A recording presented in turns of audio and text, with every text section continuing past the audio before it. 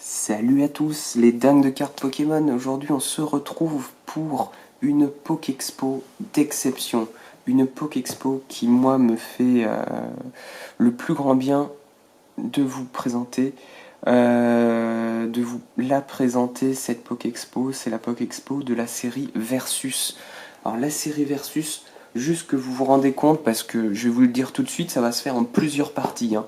Pourquoi ça? Parce que voilà. Donc, alors ça va même pas rentrer dans le champ. Ça, c'est la première moitié. Voilà. Et voici la deuxième moitié. Voilà. Donc, pour vous rendre compte que des cartes, il y en a un certain nombre. Pour vous dire exactement des cartes dans cette collection, j'ai ma petite anti-sèche. Il y en a 141, plus une secrète et 9 énergies. Donc ça fait 151. 151 cartes à vous présenter, je ferai pas ça en une seule vidéo.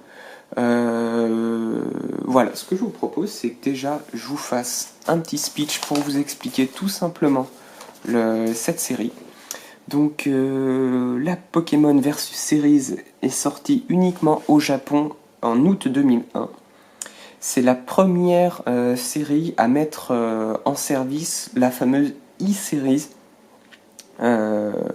Le VS, alors je vais vous montrer du coup la première carte, de toute façon vous allez découvrir dans cette vidéo. Voilà. La première carte avec le fameux VS là, qui sera remplacé plus tard par le E, le I, prononcé à l'anglaise, qui vient introduire en fait les fameux codes barres sur le côté là, qui permettent de jouer à l'époque avec un instrument, avec un adaptateur, de jouer électroniquement avec ces cartes. Bref, voilà, c'est la première série à mettre ça en place, et ce sera mis en place dans les versions qu'on connaît nous avec Expédition. Donc c'est la première e-series en dehors du Japon, et la Versus Series est la seule qui existe au monde et qui n'est sortie qu'au Japon. Donc c'est la première aussi à introduire le changement au dos des cartes. Donc vous savez tous que avant, que je vous montre un exemple, voilà. Avant les cartes japonaises c'était comme ça, au dos, et maintenant, depuis Versus Series, c'est comme ça. Donc, autre chose à vous dire par rapport à cette série. Donc c'est aussi la première et la seule à proposer des boosters de 30 cartes. Et oui, je vous raconte pas n'importe quoi. Voilà le booster de la Versus Series. J'en ai qu'un, il est en édition 1, il est hyper rare.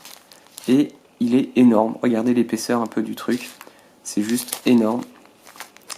Donc voilà, c'est vraiment un booster de 30 cartes. Il y avait, je crois, quasiment 10 cartes énergie dedans. Donc c'est des super boosters. Elles étaient vendues un peu plus cher, quasiment deux fois le prix d'un booster classique. Autre chose, donc dans cette série, on retrouve tous les champions. En fait, c'est un genre de, si vous voulez, c'est un genre de Gym Challenge ou de Gym Heroes avec tous les champions, voilà, de Johto et de Kanto, qu'on retrouve, sauf Giovanni et Blue. Blue qui est en fait le champion qui remplace Giovanni une fois qu'il s'est barré de son arène. Donc tous les champions de Kanto et de Johto sont représentés dans cette extension. C'est aussi la première extension au Japon à proposer une secrète. Je trouve ça assez exceptionnel, puisque jusque-là, on avait tout le bloc Wizard avant, et il n'y a jamais eu de secrète au Japon avant ce bloc-là. Je dis bien au Japon. Et du coup, c'est la première série à proposer une carte secrète, que vous découvrirez sans doute plus tard. Je vous dis pas quand. Voilà. Les autres éléments que je peux vous raconter, c'est que cette carte secrète, elle était pas disponible dans les boosters, dans ces fameux boosters là, mais elle était uniquement disponible dans des kits dresseurs des kits dresseurs spéciales. Je vous dirai pas le nom de la carte en fait, parce que c'est le kit dresseur qui porte le nom du Pokémon concerné, et je vous le dirai pas maintenant. Et ça a été distribué aussi pour le film Celebi, une rencontre intemporelle. Donc rien à voir avec Celebi, hein, ne vous attendez pas à voir un Celebi en carte secrète, c'est pas lui. Enfin, et là c'est assez exceptionnel et assez étonnant. Moi-même, quand je l'ai appris, je me suis laissé surprendre. C'est que c'est la première extension japonaise seulement à disposer d'édition 1. Donc voilà, ici l'édition 1, qu'on retrouve aussi sur toutes les cartes que je vais vous présenter. Hein. Voilà, ici, on voit l'édition 1. Et ben, c'est la première série au Japon à incorporer cette première édition. Voilà, moi je trouve ça fantastique. C'est vraiment une exception qui, je pense, a son importance aussi pour cette série, parce qu'elle introduisait pas mal de nouveautés, et ça a introduit toutes les nouveautés qu'on a connues nous après. Donc c'est un peu le prototype des nouvelles cartes, on va dire des nouvelles cartes post-Wizard. Voilà. Moi, ce que je vous propose, c'est qu'on commence cette Pokexpo, que je commence par vous montrer quelques cartes. Donc, le temps que je fasse la séparation en différents paquets pour vous les montrer, on se retrouve. Donc voilà, on se retrouve pour la première partie de cette Pokexpo, où je vais vous montrer les... alors que je vous dise pas de bêtises, on va voir les 45 premières cartes. Voilà. Donc on commence avec tout simplement un Roucarnage. Un Roucarnage. Donc, autre petite particularité, vous aurez remarqué en fait, il n'y a aucune carte qui est l'évolution d'une autre. C'est toutes des cartes de stade 1 en fait. Même le Roucarnage là, il n'y a pas à le poser sur un Roucoups. Voilà. Le premier. Ensuite, petit rapace de pique. Donc elles sont toutes en super état, quasi neuves, en sortie de booster et en édition 1. Voilà, j'ai mis un petit moment à tout réunir, mais j'ai enfin réussi. Canartichaud. Donc on retrouve des Pokémon des anciennes générations, c'est assez sympa. Avec des illustrations assez magnifiques. Donc vous voyez, elles sont classées par dresseur, hein, donc voilà. Le Dodrio, pareil, en un stade 1. Un Togetic de toute beauté, vraiment, elle est magnifique cette carte.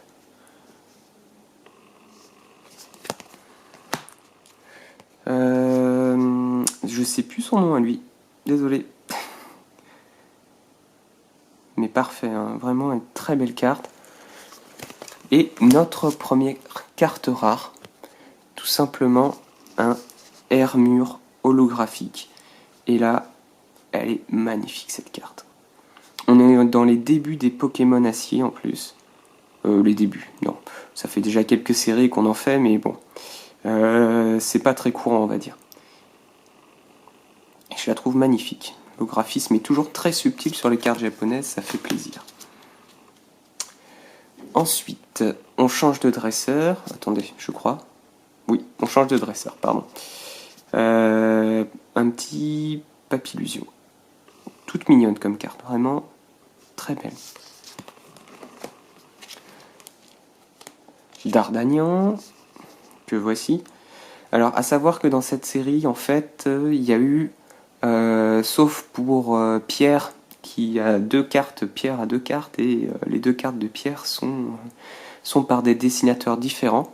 Mais en tout cas, chaque dresseur, en fait, chaque champion a son propre dessinateur. Donc c'est pour ça qu'en fait, pour chaque champion, les dessins, vous retrouvez un peu la même touche, le même style. Donc par exemple, là vous voyez, Papillusion, Dardanian et Scarabrut se ressemblent au niveau du dessin. Enfin, on voit que c'est un peu la même personne qui les a faites. Donc voilà mon Scarabrut. Très mignon, vraiment super sympa. Coccyx, je crois, ou un truc comme ça. Je sais plus comment il s'appelle celui-là exactement. Ou Coccyclac. Je crois que c'est l'évolution. Je crois que c'est Coccyclac. Voilà, toute mignonne aussi l'illustration. Très simple. C'est vraiment très épuré, très simple. Et moi, ça me plaît ce genre d'illustration sur les cartes Pokémon. Presque enfantin. Ça, c'est un...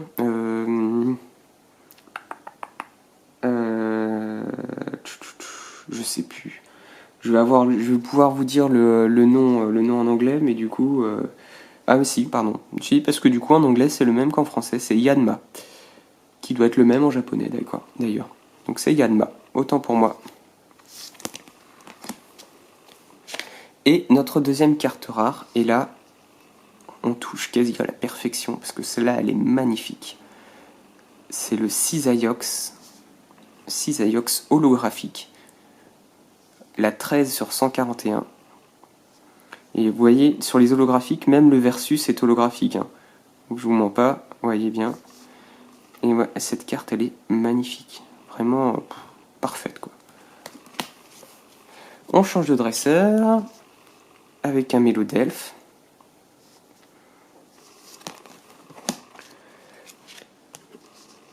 Un gros doudou. Hop, je vais juste dézoomer un petit peu parce que on voit pas la totalité de la carte à chaque fois. Voilà. Le Persian.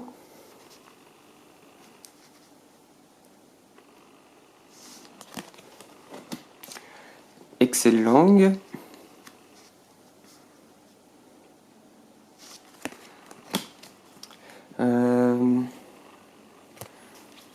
Ah bah tiens, dis donc. Premier double. Pardon, j'avais pas vu que j'avais mis un double. Bah, je vais vous montrer les deux. Voilà.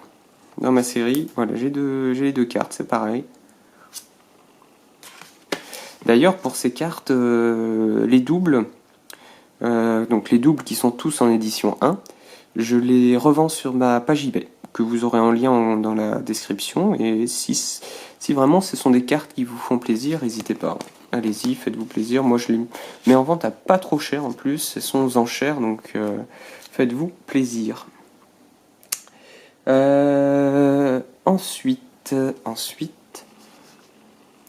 un écrémeux.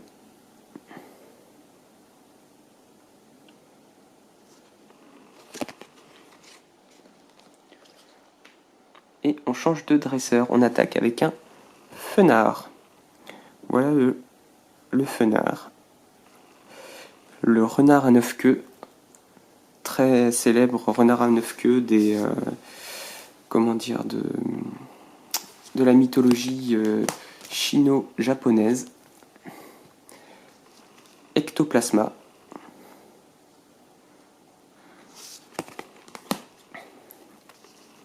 Hypnomade. On enchaîne avec un ossatueur qui se fait assaillir par plein de Fantomimus. Le Noirfang.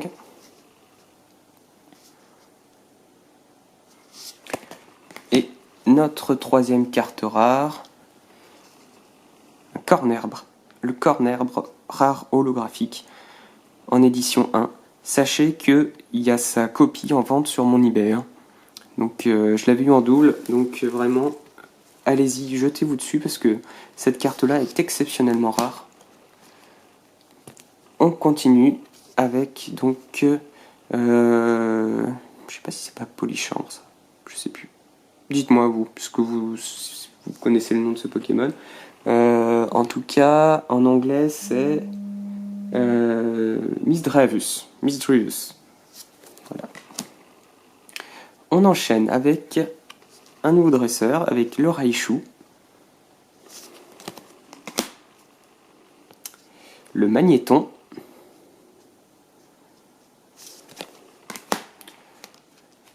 Electek,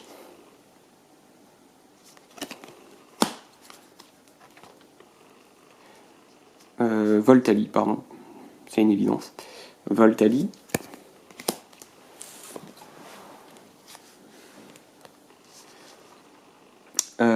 Faramp, très belle carte, Faramp. Et notre quatrième ou cinquième rare, je sais plus auquel on est. Ça nous va 1, 2, 3, quatrième. Le Steelix. Le Steelix holographique rare, donc très belle carte aussi. Vraiment beau dessin, beau travail. Rien à dire. Cette carte est magnifique. On change de dresseur, de champion avec un Férocinge, Colossinge, je sais plus. Je sais plus lequel vient avant l'autre en fait, pour tout vous dire. Je dirais, on va dire Colossinge. Le Tartare.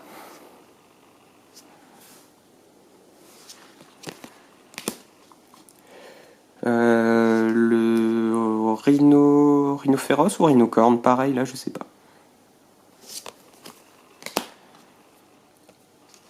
Le Tauros.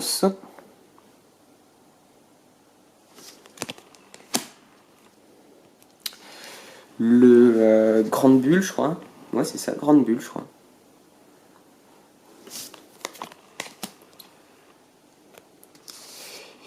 Et là, j'ai un énorme trou de mémoire.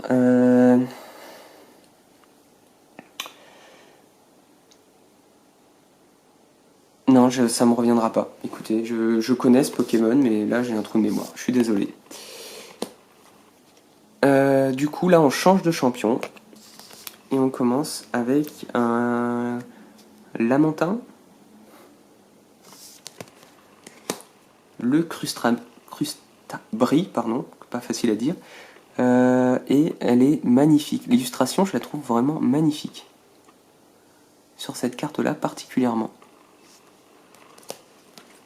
Le Loclas aussi. En fait, pour tout vous dire, c'est Mitsuhiro Arita. Et je trouve ses illustrations absolument magnifiques.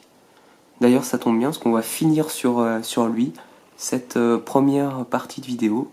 Donc voilà le Loclas. Le Articodin, tout aussi magnifique. Je vous montre la carte en entier, mais je voulais me concentrer sur l'illustration qui est absolument parfaite. Le Farfuret, qui est notre cinquième rare holo, qui est très belle. Farfuret qui vient piquer les œufs dans le nid. Pas cool. Donc bien une rare, hein, rare holo.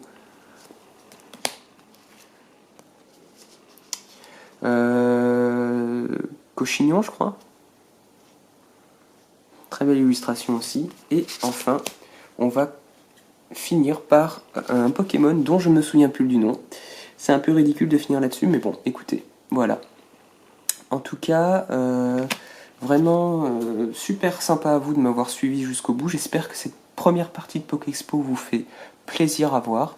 Il y en aura, je pense, encore 2 autres parties pour pouvoir compléter la collection au complet.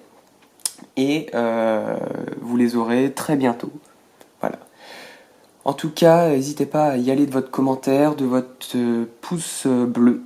Et n'hésitez pas à partager ça avec vos amis pour vous faire découvrir cette série qui est méconnue de pas mal de gens. Moi, je vous dis à très bientôt pour la deuxième partie. Et d'ici là, portez-vous bien.